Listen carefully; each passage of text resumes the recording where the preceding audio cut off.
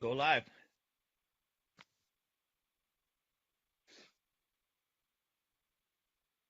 Welcome, folks. This is Bruce Hutchin, the host of Whitetail Rendezvous, and I'm pleased to go to Sweden today and meet up with Ulrika Karksson-Arne, and she is a finalist, one of 4 finalists in the world for the 2019 Extreme Huntress contest.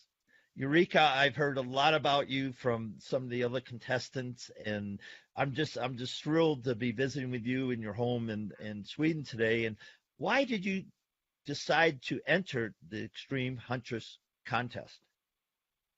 Well, I'm kind of a woman that really likes to inspire other people. So being outdoor as much as I am, hunting like 3 days a week, why shouldn't I? I mean, I should share that with the whole world. So me in the Extreme Huntress is like being a role model to other women. I want to inspire them to believe in themselves. To if they have an idea what they want to do, just go for it. Don't think so much. Just go for it. So that's the main goal, to inspire other people, and especially women and the next generation. I really love to get my kids outdoor also. And that's important to you. Now, you also represent a lot of companies in Europe. Who are some of the companies that you represent? I didn't hear that question. Who are some of the companies that you represent in Europe?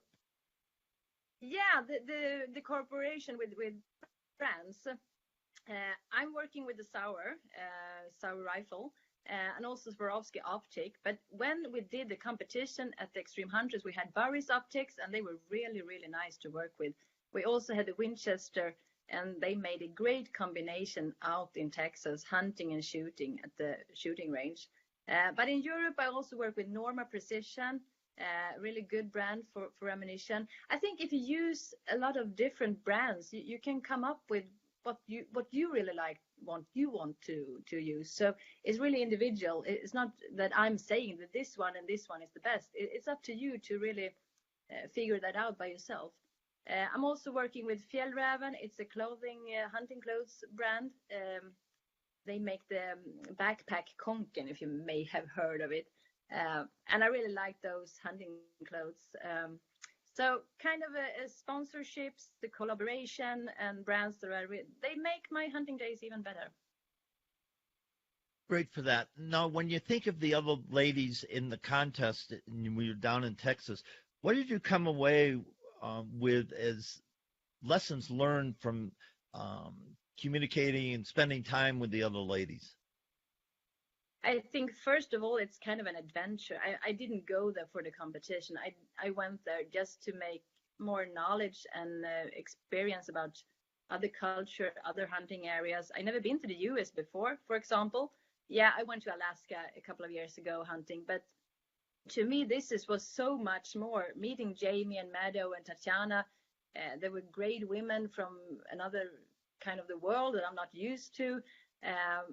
Talking to them about their life and their hunting stories and how they did grow up with hunting. I didn't do that. I didn't have any parents, but no mother and father hunting. So when I was a little kid out in the forest, I was like picking blueberries and lingonberry, and I had this longing and feeling for the forest, but I didn't even know what it was until later when I took my hunting license and started to hunt as like in 26 years old. So that was kind of wow. And I'd really like to share that with those women.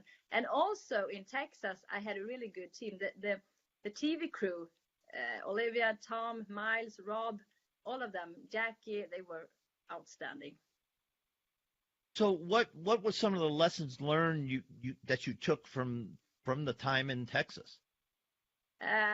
First of all, the FTW ranch gave us so much confidence in our shooting. I mean, my specialty is rifle shooting, and long distance is really my number one. I really like that. But this was so much more. We had this military training, and we did some big bore shooting. And those are things that I'm going to keep in my mind for the rest of my life. I'm going to think about it when I'm out hunting and different situations, and also in the shooting range. I'm going to carry that with me. Also, the hunting, get to know new species and see new areas and hunting grounds. So really amazing. I mean, you get new knowledge about different cultures, and my first day out was like, I couldn't even hunt because I was like, oh, I want to look at that, and I asked Larry and Olivia about thousands of stuff all the time, like, oh, what is that? Is that a whitetail? And I really wanted to know stuff. So to me, it was more like knowledge. Yeah, I'm gonna keep that with me for the rest of my life. Now, in the shooting thing, you have been shooting. You're a very proficient shooter. What is something new that you learned at the range?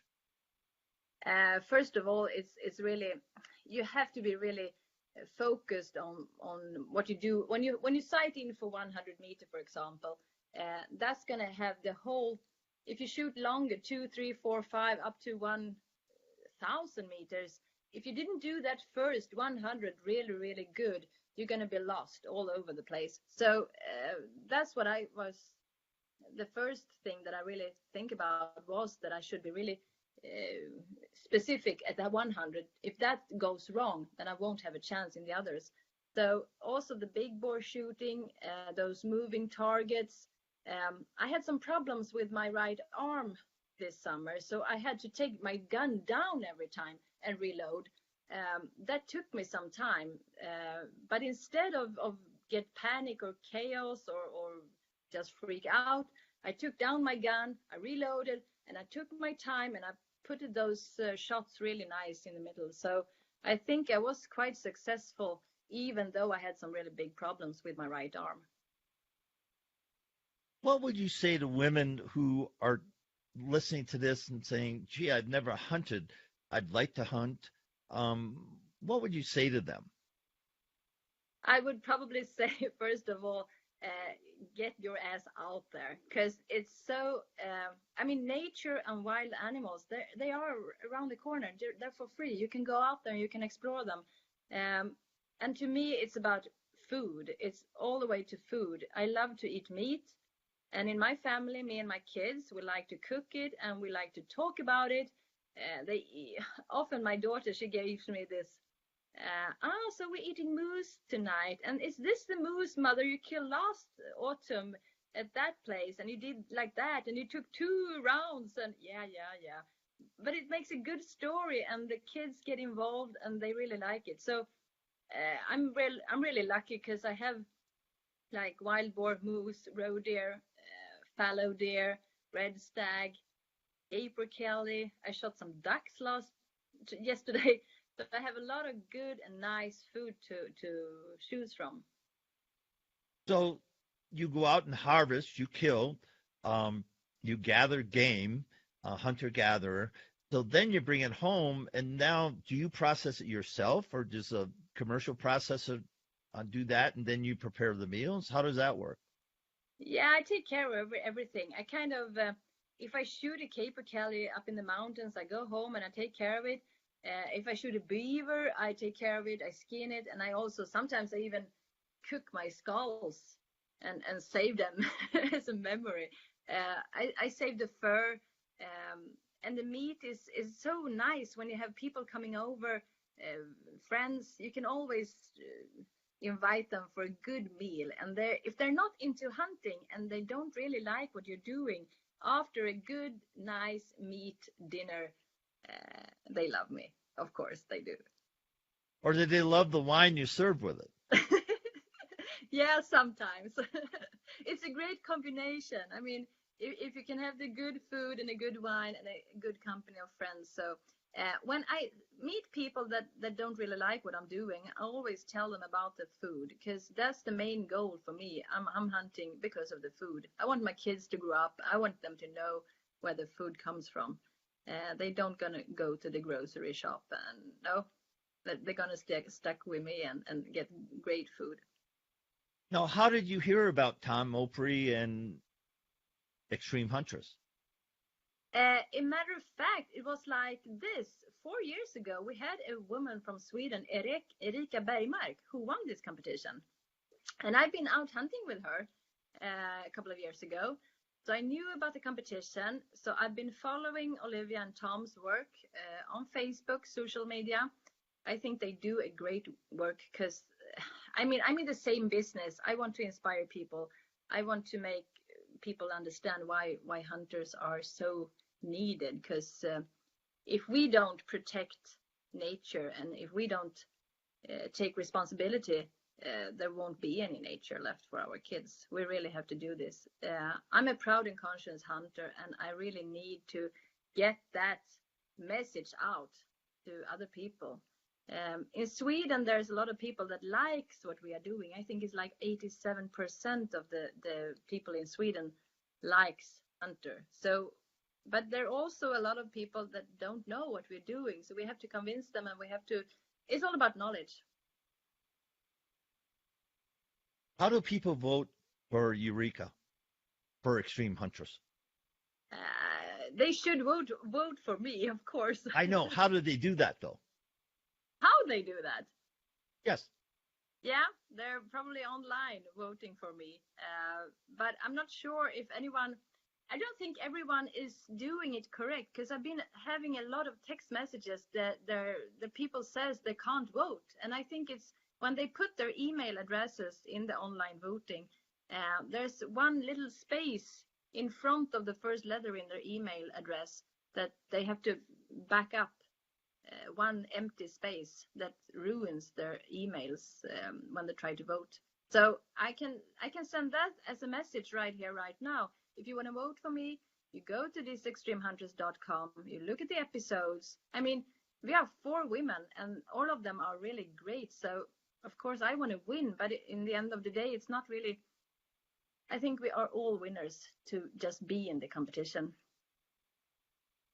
So you go to extremehuntress.com, and in the upper right-hand corner, there's vote 2019. 4 people will pop up. You select the person you want, and then you have to put in your email address. Is that correct?